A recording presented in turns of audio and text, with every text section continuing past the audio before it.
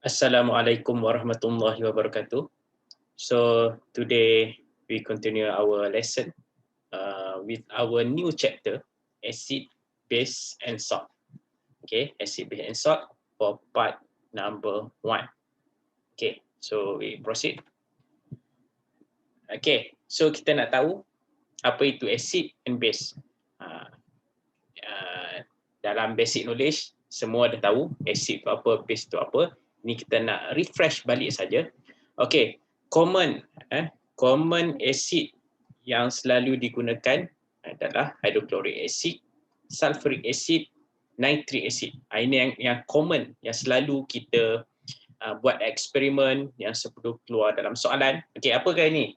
All acid form hydrogen ion. Okay, acid ni adalah it will form hydrogen ion when dissolved in water.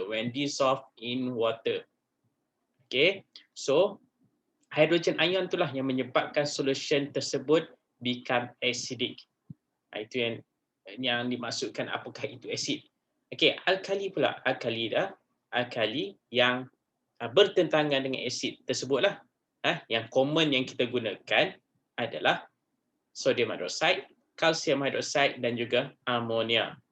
Okey, kalau tadi untuk asid dia form hydrogen ion, but alkali form hydroxide ion when dissolved in water.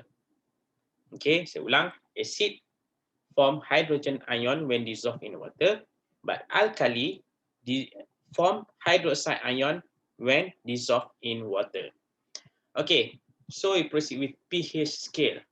pH scale dia adalah untuk tunjukkan solution tersebut sama ada ia adalah berasid, berakali ataupun neutral. Dan kita tahu pH untuk pH scale ni adalah bermula from 0 until 14. Okay, dan neutral bernilai 7. Kan? pH dia bernilai 7 bermaksud neutral. Okay, semakin tinggi nombor tersebut, dia semakin kuatlah dia punya alkali. Okay, manakala kalau nombor tu semakin turun, semakin ke bawah, makin kuatlah asid tersebut. Okay. So ini adalah pH scale. Okay, kalau kita nak tahu secara lebih detail, kebiasaannya yang paling cepat adalah kita akan gunakan pH meter. pH meter dia akan tunjukkan jarum, cepat je. Satu lagi cara adalah kita boleh menggunakan universal indicator. Universal indicator ni cara dia adalah contoh kita ambil satu solution, contohlah kita ambil lemon juice. Okay, kita ambil lemon juice. Okay.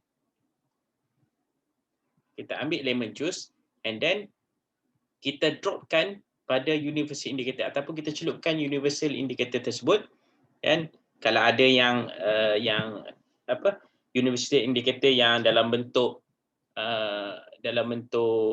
kertas lah, panggil universal indicator paper, kan, kita celupkan ataupun kita dropkan lemon juice and then dia akan menunjukkan warna. So dia akan tunjukkan warna ni and then dia ada color scale dia dan kita akan matchkan. So kita tahu pH value dia adalah 2. Sama juga kalau kita gunakan kita nak black coffee ke washing soda ke, sama aja. Okay, kalau kita nak tahu exact value pH tersebut. Okay. Okay, kita proceed kepada properties of acid.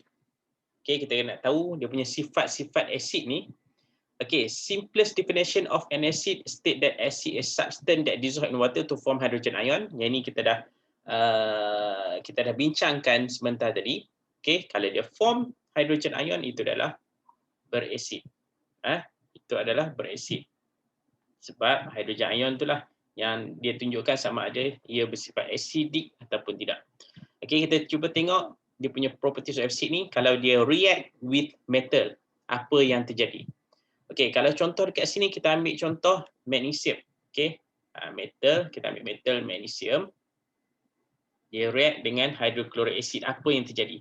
Ini adalah contoh setup apparatus eksperimen tersebut. Okey. So kita rendamkan magnesium ribbon dalam hidrochloric acid dan dia akan dapat yang bubble ni apa ni? Bubble ni adalah hydrogen gas. Okey, dia akan dapat hydrogen gas dan cara kita nak pastikan betul ataupun tak yang diproduce tu adalah hydrogen gas, macam biasalah kita guna lighted ke burning kalau hydrogen. Kalau hydrogen kita guna burning wooden splinter dan dia producekan pop sound. Kan, produce pop sound bermaksud itu adalah hydrogen gas. Okay, equation ditunjukkan seperti ini. Magnesium react dengan hydrochloric acid, dia akan dapat salt iaitu magnesium chloride dan juga hydrogen gas.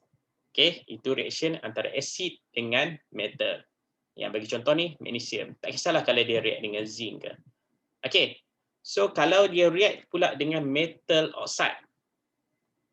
Okay, kita cuba tengok dia react dengan metal oxide. Apa pula yang terjadi?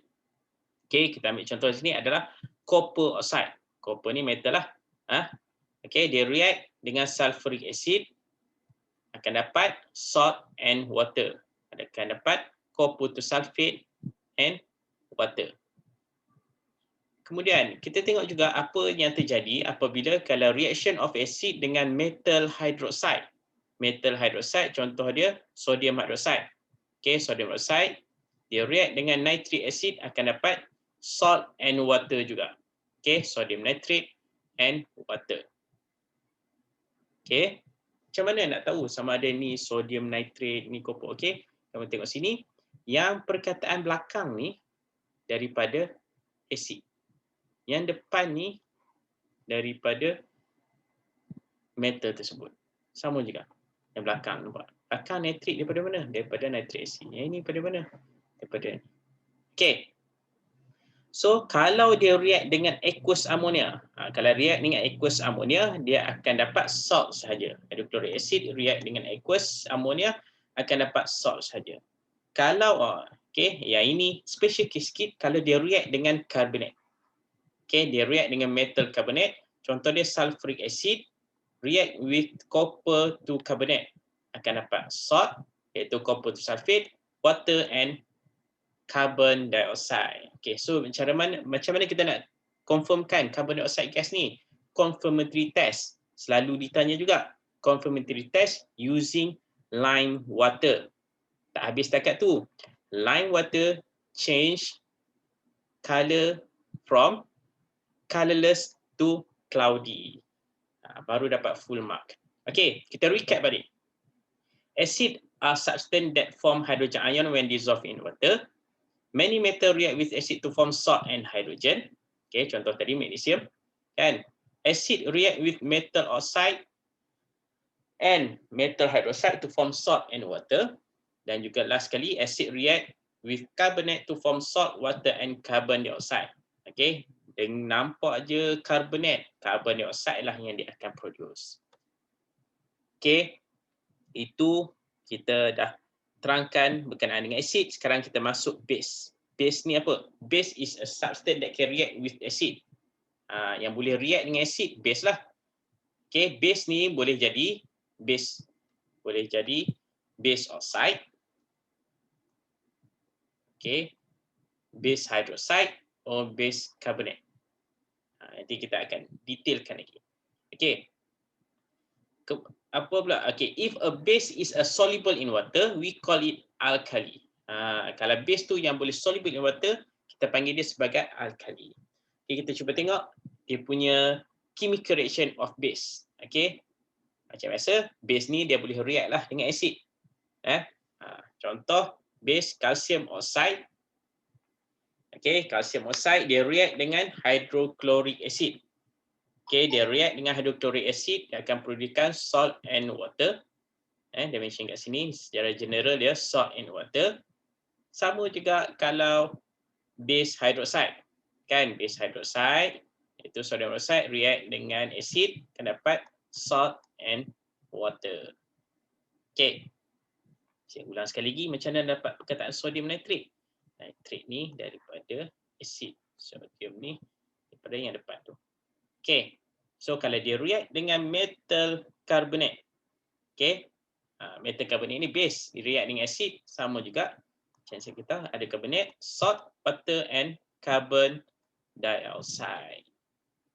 Okay, saya ulang sekali lagi, confirmatory test for carbon dioxide using lime water. Lime water change color from colorless to cloudy. Then reaction of alkali with ammonium salt. Okay, ammonium salt ni dia special sikit. Okay, ammonium salt ni dia special sikit. Okay, ammonium salt are much more volatile than metal salt. Volatile ni, maksud perkataan volatile adalah dia mudah meruap. Dia mudah meruap, mudah change to gas. Okay, when warm with alkali, ammonium salt decompose to form metal salt. Nampak dia form metal salt, ammonia and water. Contoh eksperimen yang dia buat adalah ammonium salt. Ammonium salt lah ni, ammonium sulfate ni. Ammonium sulfate adalah ammonium salt.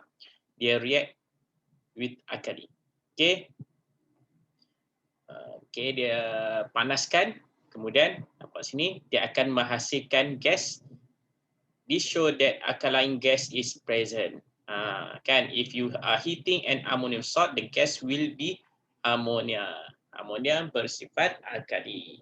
Kan, macam mana kita testkan guna damp red litmus paper. Kan, dia akan bertukar jadi warna biru.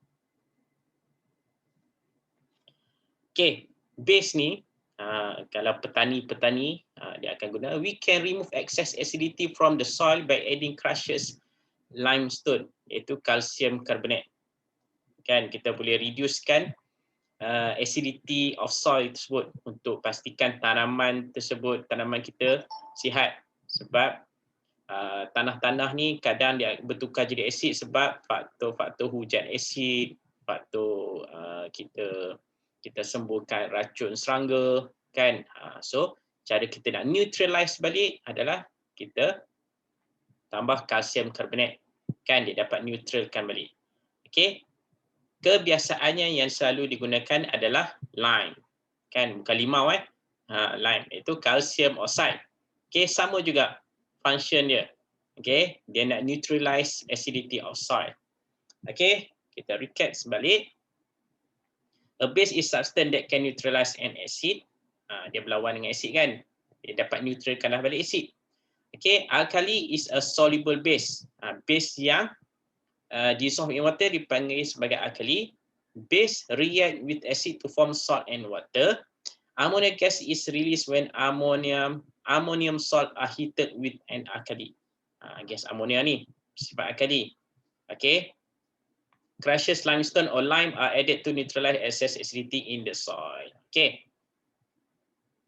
So, itu sahaja dahulu untuk part 1, topik acid, base and salt. Nanti kita akan continue untuk part number 2. Sekian. Assalamualaikum warahmatullahi wabarakatuh.